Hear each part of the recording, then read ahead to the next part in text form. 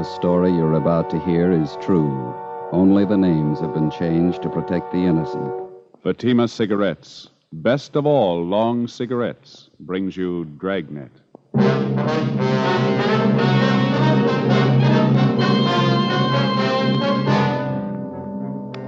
You're a detective sergeant. You're assigned to homicide detail. A small boy is reported missing from his home. His age, 9 years. Foul play is suspected. Your job, find him.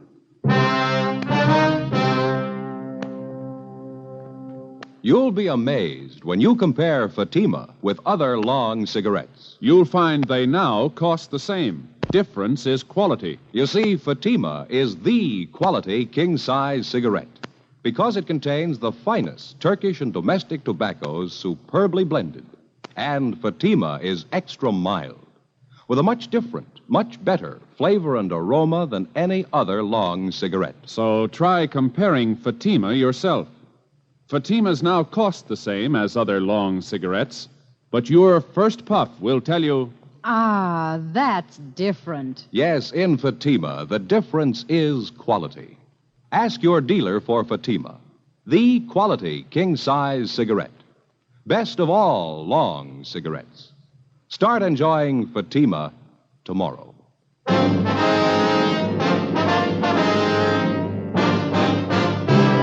Dragnet, the documented drama of an actual crime. For the next 30 minutes, in cooperation with the Los Angeles Police Department, you will travel step by step on the side of the law through an actual case transcribed from official police files. From beginning to end, from crime to punishment, Dragnet is the story of your police force in action.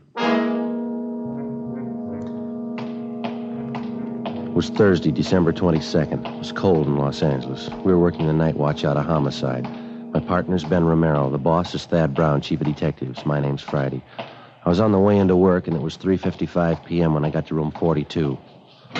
Homicide. Hi, Joe. Ben? Well, here's the file on the Webster case. Have all the follow-ups been made? Yeah. I get it. Homicide, Friday. This Levinson unit, 113J. Got something for you. Yeah, Harry, what's doing? Doherty and I are out here on Collis Avenue, 4656, trying to track down a 9-year-old boy. Yeah, what's the story? The kid's missing, suspicion of foul play. How long's he been gone? About 2 hours. Looks like a job for homicide. How'd he figure? The kid was last seen playing in the backyard of his home. Yeah? We checked over the yard. Did you find anything? Bloodstains, lots of them. They look new. Ben and I left a message for Chief of Detectives Thad Brown. Then we went over to the crime lab, picked up Lieutenant Lee Jones, and drove out the Arroyo Seco freeway to Collis Avenue. It was an average neighborhood. Number 4656 was a one-story green stucco residence situated on the corner of Collis Avenue and Harrison Drive. Beyond the backyard was a tract of undeveloped land covered with scrub oak. Harry Levinson from Highland Park Juvenile was waiting for us in front of the house. Let's back this way, fellas. Coming, Lee? Till I get my bag. Who notified you that the boy was missing, Harry? The mother said she went out to do some Christmas shopping about 11 this morning, left the boy home. Mm-hmm. She came back about 2 this afternoon. He was gone. What's the name? Johnstone. The kid's name is Stanley, 9 years old. Mm-hmm. Was this gate open like this when you got here? Yeah, I haven't touched a thing. I hear the stains over here, Lieutenant Jones, along the edge of the walk. See? Yeah. Let me see. Yeah, quite a few stains, huh? Yeah.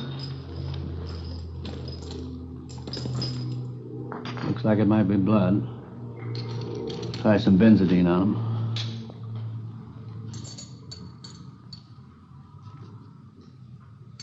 There we are. See what happened? Where's the kid's mother now, Harry? Yeah, in the house. Doherty's talking to her. Did you talk to any of the neighbors? People next door, the ones on this side. They couldn't tell us anything. There it is, fellas. Yelly. These spots I covered with benzodine, they're turning blue. Bloodstains, all right. You can't say definitely whether it's human or animal blood. Mm-hmm. Did you have to go back to the lab to run it through? Yeah, biological precipitant test. Hand me one of those glass files from my bag, will you? Yeah, sure.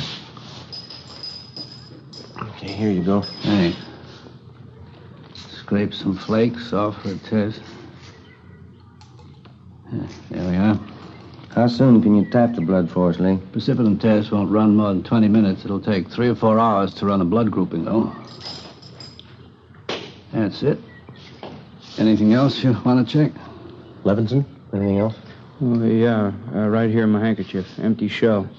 That marker over there by the rose bush? That's where I found it. From a 22, huh? Yeah, might tie in, might not. Mark it and dump it in this envelope, will you? Mm-hmm. There you go. There you go. Did you get out a missing broadcast on the boy, Harry? Doherty did about a half an hour ago. Here's a description here. Thank you. Will Mother know about the bloodstains? No, we didn't tell her. She's worried enough already. And she has no idea what might have happened to her boy, huh? No more than we do. She checked all her friends and relatives. We're covering the neighborhood. No trace so far. Not much to go on. Bloodstains. Empty cartridge.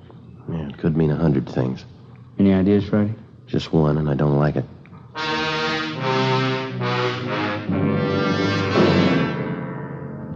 "4:30 p.m. Thursday, December 22nd. The neighborhood search for 9-year-old Stanley Johnstone continued. Lee Jones went back to the crime lab to start the precipitant test and the blood grouping. Levinson and his partner Doherty from Highland Juvenile stood by. We called Chief of Detectives Thad Brown, and he ordered up a special detail to aid in the search for the missing boy. Ben and I questioned the boy's mother, Mrs. Ruth Johnstone, a woman in her early 40s. She seemed fairly calm under the circumstances.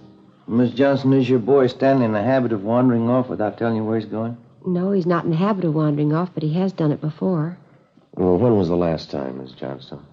You don't have any children, do you, Sergeant Friday? No, ma'am, I'm not married. Well, there comes a time in every young boy's life when he feels that it's time to leave home, go out on his own. Usually happens somewhere around 8 to 10. I think I know what you mean. I have a boy. Well, then you know how it is. My husband and I scolded Stanley one afternoon after school, and he was quite put out about it. Thought George and I were unfair. Packed a few of his things and left. Well, how long was he gone? Oh, no time at all, about 2 hours. I was worried about him, but my husband said to leave him alone. Said every boy had to go through that stage. Mm-hmm. Well, then you think that he's run away from home again this time? Yes, I think so.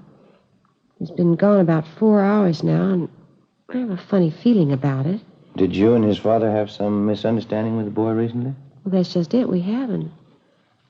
I don't mind telling you now that we're talking about it. I am getting worried. Well, is there any place around that he might like to visit, a hobby shop, playground, someplace he might be? Yes, there's Jensen's model shop, Little Shanna Burroughs, but I've already called there, and he hasn't been seen all day. I've called all his friends, and they have no idea where he is either. Well, we'd like a list of all of his friends and the places that he was known to frequent. Yes, all right, I'll give them to you. Where do you suppose he is? Where's your husband now, Miss Johnson? At work. George works for the city. He's a fireman. What house is he stationed at? Engine Company 12. He's working the A platoon. He'll be home tomorrow morning. I haven't told him Stanley's gone. Well, is there any chance that the boy might be down at the firehouse with his father? No, he seldom goes down there anymore. No, I don't think he's there. I'm awfully worried. May I call my husband? Well, certainly. Go right ahead.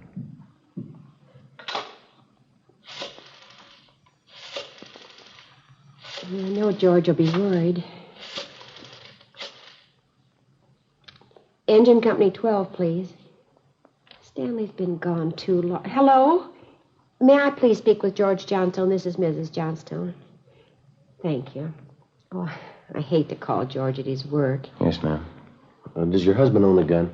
Yes, he does. What caliber, do you know? What's a .45 automatic? He got a knife. George? This is Ruth.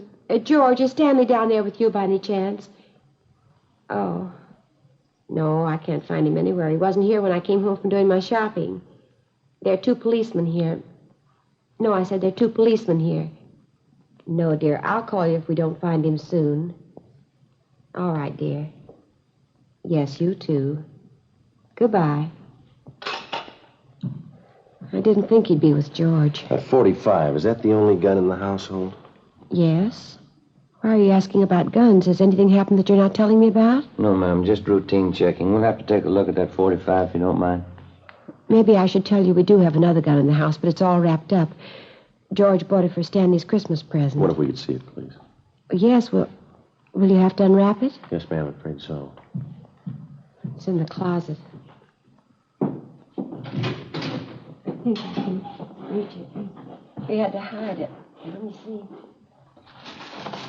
Well, here's the paper it was wrapped in. Stanley must have found it.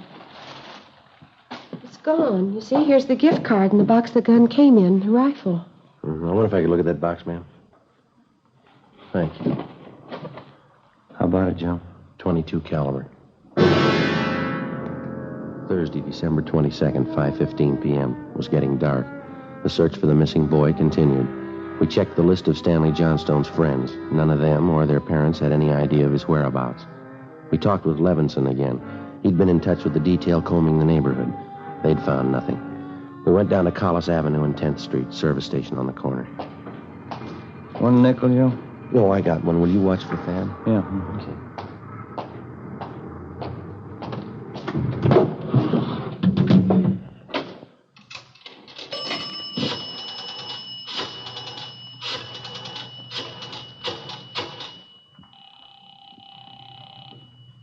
City Hall? 2667, please. 2667?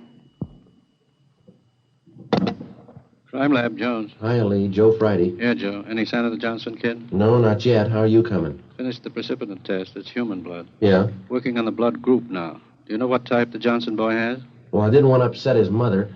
Thought I'd wait till the last thing. We're in the neighborhood. Check with the family physician. That way you won't disturb her. Yeah, I figured on that. Just a minute, Lee. Yeah. Yeah, Ben. Most is pulled up. Okay.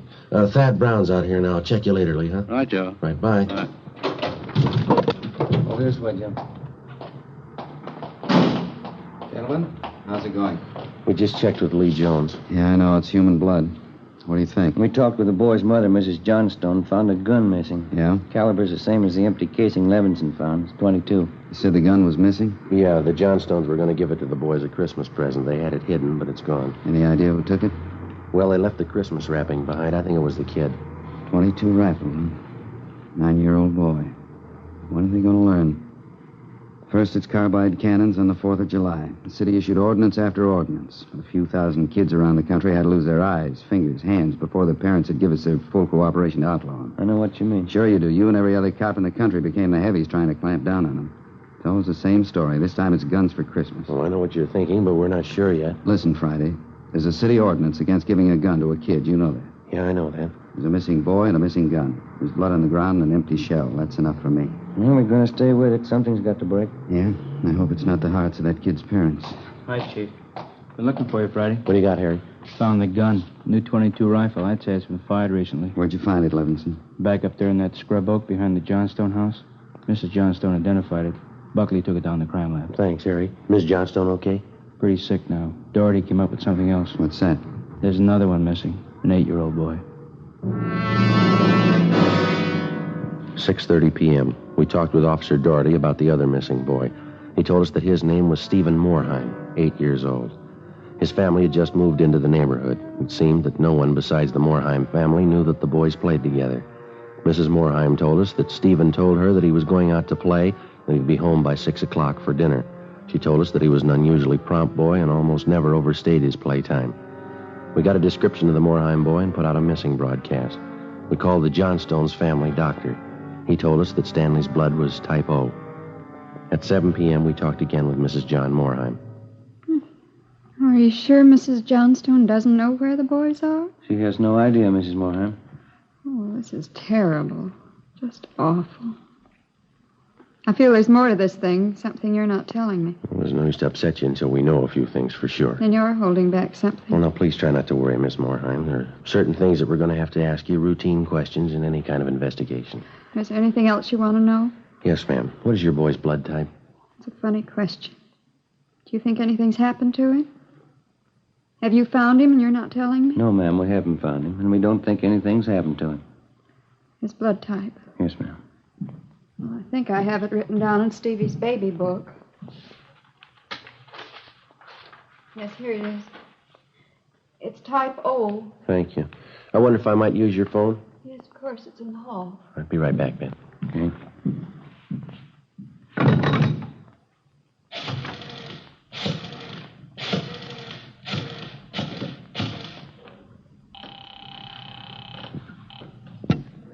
City Hall, 2667, please. 2667. Crime Lab, thank you. Hello, Ray. This is Joe Friday. Is Lee there? Just a minute, Joe. Take 2, Lee.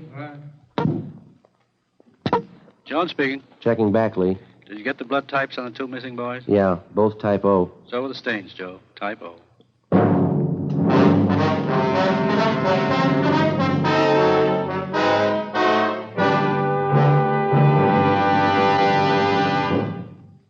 are listening to Dragnet for the solution to an actual case from official police files. Now, here's a real solution to many of your Christmas shopping problems. If your friends smoke long cigarettes, give the best of long cigarettes. Give king-size Fatima. You see, Fatimas now cost the same as other long cigarettes, but in Fatima, the difference is quality. Quality of tobaccos. The finest Turkish and domestic varieties, extra mild and superbly blended, to give smokers a much different, much better flavor and aroma than any other long cigarette. Quality of manufacture. Smooth, plump cigarettes rolled in the finest paper money can buy. Quality. Even to the appearance of the distinctive royal blue Fatima gift carton. Christmas wrapped and carefully sealed to ensure Fatima's rich, fresh, extra mild flavor. Remember, Fatimas now cost the same as other long cigarettes. But in Fatima, the difference is quality. So this Christmas, give your friends the best. Give Fatima, the quality king-size cigarette. Best of all long cigarettes.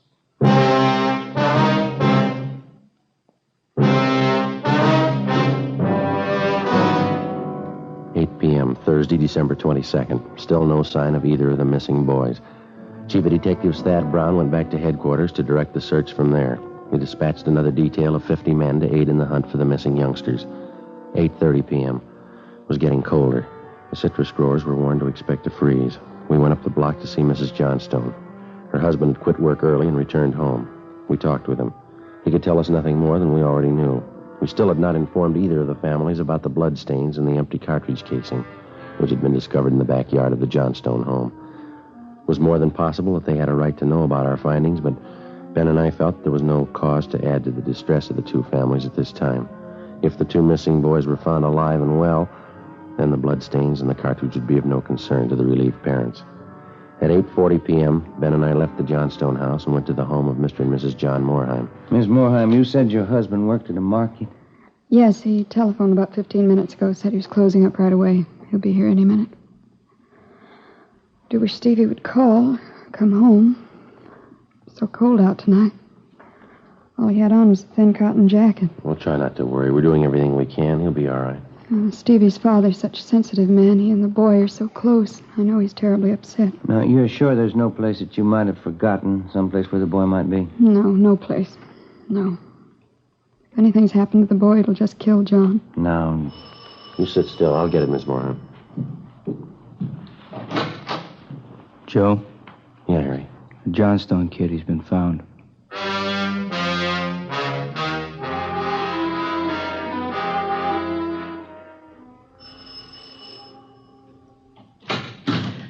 He's home, Sergeant. He's come home. Thank God he's all right. Where's he been? Did he tell you? No, he didn't. His clothes are all dirty and he's acting strange. I've never seen him like this. How do you mean, Miss Johnston? Well, he just came to the front door and said, "Hello, Mom." He sat down in a chair and stared at the floor. Won't talk to his father or me. Do you mind if I talk to him? No, go ahead. I asked him about the little Moorheim boy, but he wouldn't tell me a thing. Where is he now? Right over there in the living room. Looks all right. Yes. Son, this is a police officer. He wants to talk to you. Don't be afraid, dear. He only wants to ask you some questions. Son. You see, Sergeant? Stanley, look at me, son. Come on, youngster. Get your head up there. That's better. You had your mother pretty worried. You know that. You want to tell us where you've been? We should try to get him to eat a little something. You hear that, son? Want something to eat? Stanley, there's another little boy up the street who hasn't come home. You know where he is? His father and mother are worried about him, too. Just like your folks were. We're going to ask you to help us find him. I killed him. I killed Steve with the .22. We were only playing, but I killed him. How do you know you killed him? Maybe he's only hurt now, isn't that it? No, he's dead. I know he's dead. The gun went off. I forgot we put bullets in there. Where is he, Stanley? I hit him. I was scared. I didn't want anybody to find him. Where did you hide him, son? In a cave up on the hill. I didn't mean it. He was my pal. Do you want to show us where, Stanley? Yes, I'll show you. Please, don't send me to jail.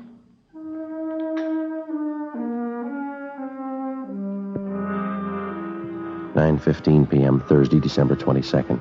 9-year-old Stanley Johnstone led the way up the hill behind the backyard of his home. He showed us the wagon he moved the body in. His father came along with us. About 50 feet from the crest of the hill, the boy pointed to a thicket of scrub oak. There we found a small cave holding the body of Stephen Morheim. There was a single bullet wound in his chest just below his heart. He was dead. We covered the body. Stanley, how did it happen? I knew my folks were going to give me the gun for Christmas. I knew where it was, and I got it. There was a box of bullets with it. Were you pointing the gun at Stevenson? No, sir. No, sir, I wasn't. It was Steve's turn to play with it. I was chasing him. He tripped over that stump there, and he fell. The gun hit him in the stomach, and it went off. Well, why do you think you killed him if you're telling us the truth? I'm telling the truth. Honest, that's the truth. Well, I believe you, son, but why do you think you killed him? It was my gun. Stevie'd still be alive if I didn't go and get it. I should have waited till Christmas. It's all my fault. Well, where have you been all this time?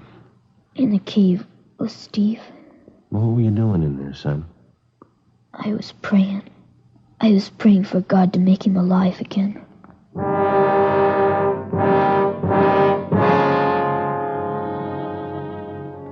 After a thorough investigation, Ben and I were convinced that the shooting of Stephen Morheim was accidental.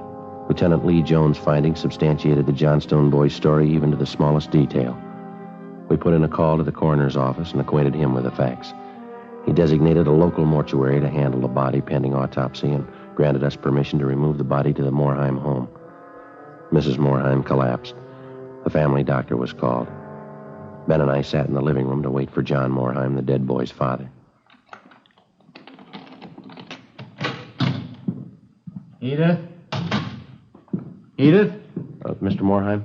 Yeah, you the police? Yes, sir. Where's Edith? Where's my wife? Has my boy come home? Have you found him? Yes, sir. Well, where is he? Steve? Stevie? Where's Steve? He's hurt, isn't he? Yes, sir, yes. Well, where is he? I want to see him. He's hurt bad, Mr. Morheim. Where is he? I want to see him. How bad? Pretty bad. He's dead. All right if I go in. Yes, sir, if you want to. Will you go with me? Sure. Don't make it any harder on yourself, Mr. Morheim.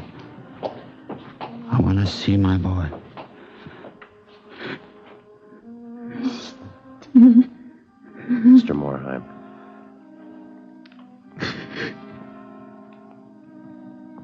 Stephen. Listen to me, son. We got you a lot of nice things for Christmas.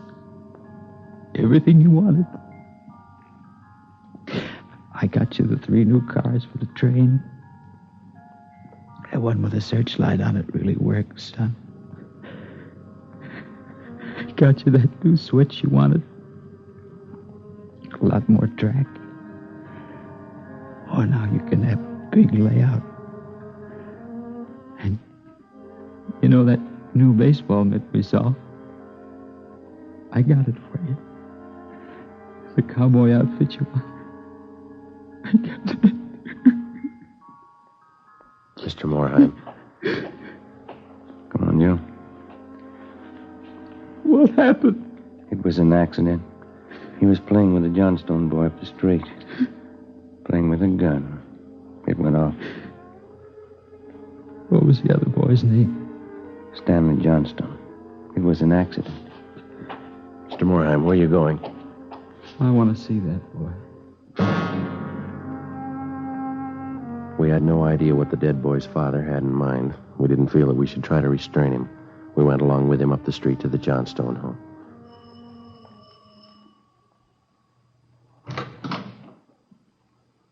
I'm Stevie's father. Where's your boy? I'm sorry. We bought the rifle. We were going to tell him not to use it unless his father was with him until he learned how to treat firearms. Where's your boy? Right here. Won't you come in? It's all right, Miss Johnston.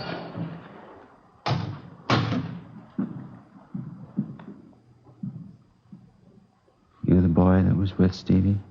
Yes, sir. What's your name? Stanley. I know it wasn't your fault, Stanley. Wonder if you'd do something for me. Yes, sir. I've got a lot of nice presents for Stevie.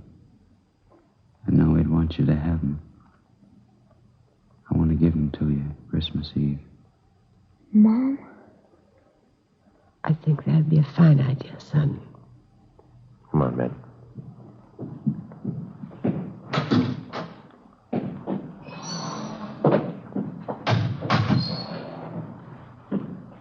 Well, what's it all prove, Joe? You don't give a kid a gun for Christmas.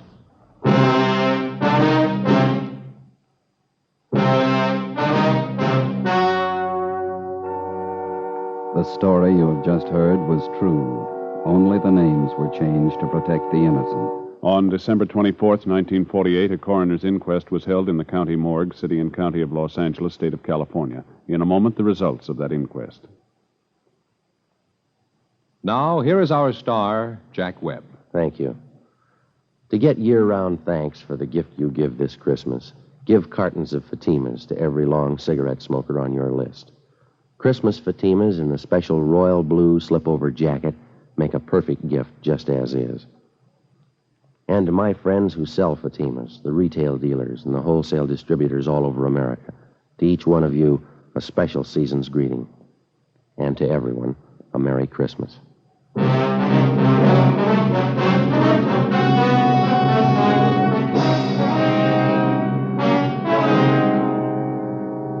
At the coroner's inquest, it was officially recorded that Stephen Morheim's death was the result of an accident. Stanley Johnstone was absolved of any legal responsibility for his friend's death.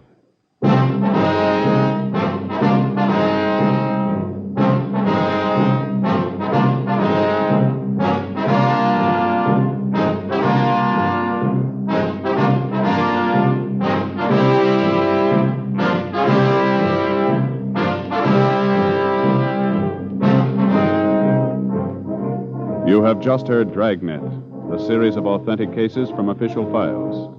Technical advice for Dragnet comes from the Office of Chief of Police W.H. Parker, Los Angeles Police Department.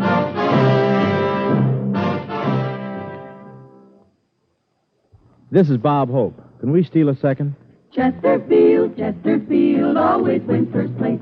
That milder, mild tobacco never leaves an aftertaste. So open a pack, give 'em a smell. Then you'll smoke 'em. Don't forget to give Crosby for Christmas. I mean the Chesterfield Christmas carton with Bing as Papa Santa Claus. See you Tuesday.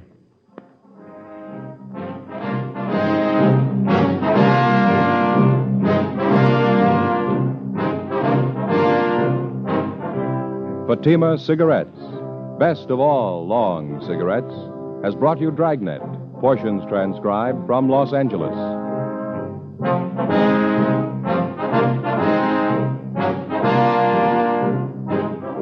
We the People is next with more Good Times on NBC.